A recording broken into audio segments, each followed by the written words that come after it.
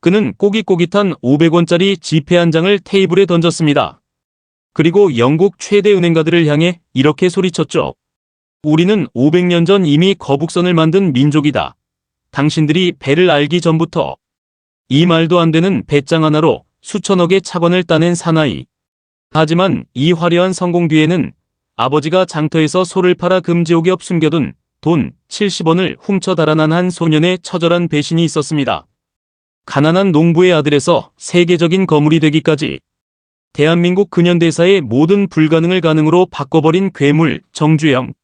그가 평생 가슴에 품고 살았던 그 70원의 무게와 30년에 걸친 거대한 제국의 건설 비화. 지금부터 아주 자세히 들려드리겠습니다. 그 이야기는 1930년대 강원도 통천의 흙먼지 날리는 마을에서 시작됩니다. 매일같이 새벽 4시에 일어나 흙을 파도 돌아오는 건 텅 빈 밥그릇 뿐이었죠. 어린 주영은 땅만 보고 사는 아버지를 보며 생각했습니다. 이렇게 살면 내 자식도 가난을 물려받는다. 무조건 여길 떠나야 해. 3번의 가출. 그리고 3번 다 아버지에게 붙잡혀 끌려왔습니다. 하지만 4번째는 달랐습니다. 아버지가 소를 판 돈 70원을 숨겨둔 걸 본 거죠. 그 시절 소 한 마리는 집안의 전 재산이었습니다. 주영은 그 돈을 챙겨 밤차를 탔습니다. 야 이놈아! 내가 사람이냐? 그 돈이 어떤 돈인데? 뒤늦게 쫓아온 아버지가 서울역 한복판에서 절규했습니다. 주영은 무릎을 꿇고 울면서 말했습니다. 아버지, 저 이번엔 진짜 안 돌아가요. 가서 사람답게 성공해서 소 몇 배로 갚아드릴게요. 제발 한 번만 믿어주세요. 그게 불효자 정주영의 시작이었습니다. 서울 생활은 지옥 같았습니다. 잘 곳이 없어 공사판 바닥에서 잤고 밥은 물로 배를 채웠죠. 그러다 들어간 곳이 복흥상회라는 쌀가게였습니다.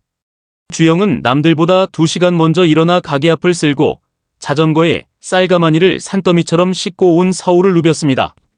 주영아, 너는 힘들지도 않냐? 남들은 하나 배달할 때 너는 어떻게 3개를 하냐? 쌀가게 주인이 물었습니다. 주영이 땀을 닦으며 대답했죠. 사장님, 남들만큼 해서는 소판 돈 70원 못 갚습니다.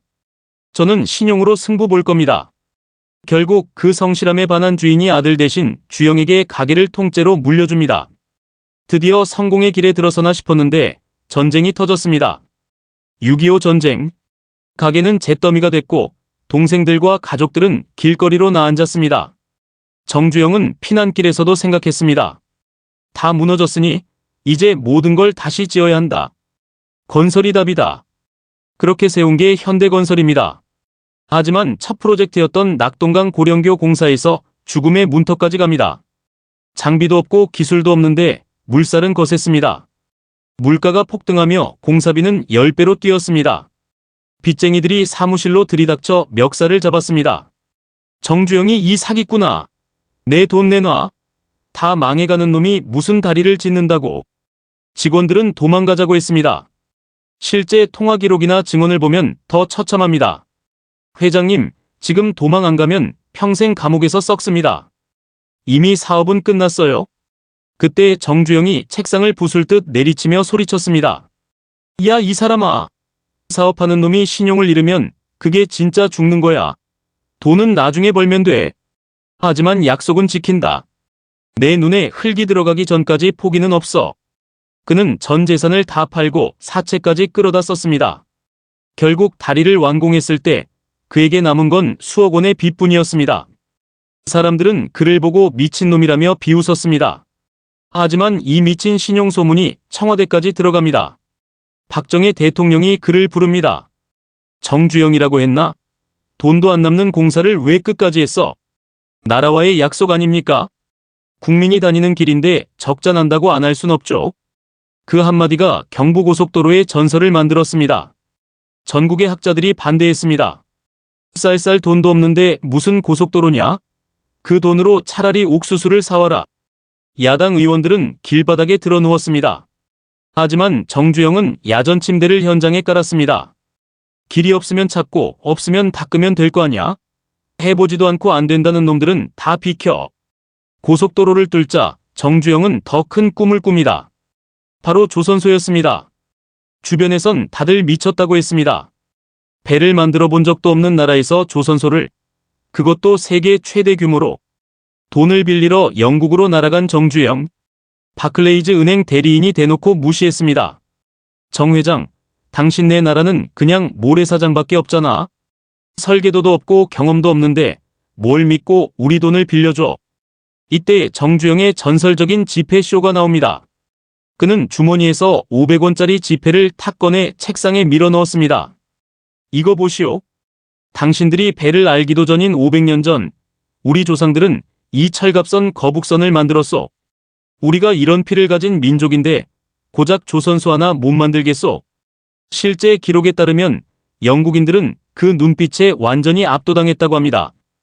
결국 차관 승인을 따냈습니다. 하지만 더 큰 산이 기다리고 있었죠. 조선소가 없는데 배를 팔아야 했습니다. 그는 그리스의 선박왕 오나시스의 처남을 찾아갑니다.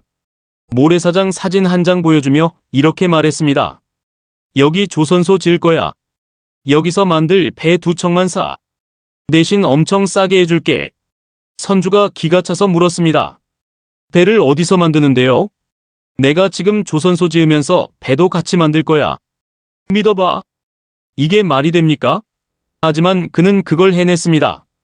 조선소 완공식 날, 그 거대한 배 2척이 동시에 물 위로 떠올랐습니다. 세계 조선 역사에 이런 일은 전무후무했습니다.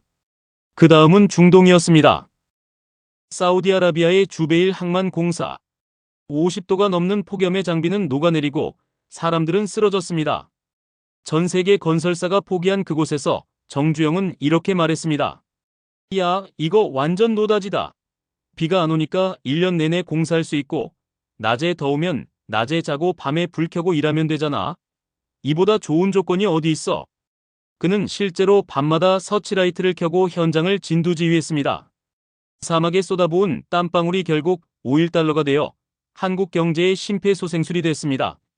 정주영은 평생을 다 떨어진 구두를 신었습니다.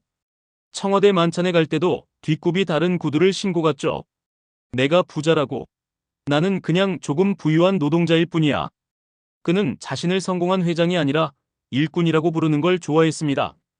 그리고 1998년, 그의 인생 마지막이자 가장 감동적인 드라마가 시작됩니다. 그는 500마리의 소떼를 몰고 판문점을 향했습니다.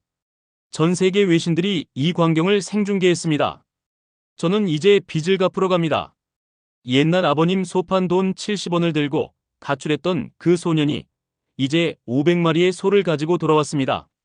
아버님, 저 이제 약속 지켰죠? 실제 메시지를 보면 그는 북한에 소를 보내는 게 아니라 아버지에 대한 속죄를 하고 있었던 겁니다. 불효자로 떠났던 그 소년이 한 민족의 희망을 싣고 고향 땅을 밟은 겁니다. 정주영 회장은 늘 말했습니다. 시련은 있어도 실패는 없다. 도전을 멈추는 게 진짜 실패다. 그는 길이 없으면 길을 찾았고 그래도 없으면 길을 직접 닦았습니다. 우리는 지금 그가 닦아놓은 길 위에서 살고 있습니다. 지금 여러분 앞에 놓인 벽이 너무 높게 느껴지시나요? 해보지도 않고 안 될 거야 라고 포기하고 있진 않나요? 그럴 때 정주영의 이 한마디를 떠올려 보십시오. 이봐 해봤어. 성공은 똑똑한 사람이 아니라 끝까지 해보는 사람의 몫입니다. 여러분의 인생에서 아직 시도조차 하지 않은 그 일, 오늘 시작해보시는 건 어떨까요? 혹시 여러분도 정주영 회장처럼 불가능을 가능으로 바꾼 뜨거운 경험이 있으신가요?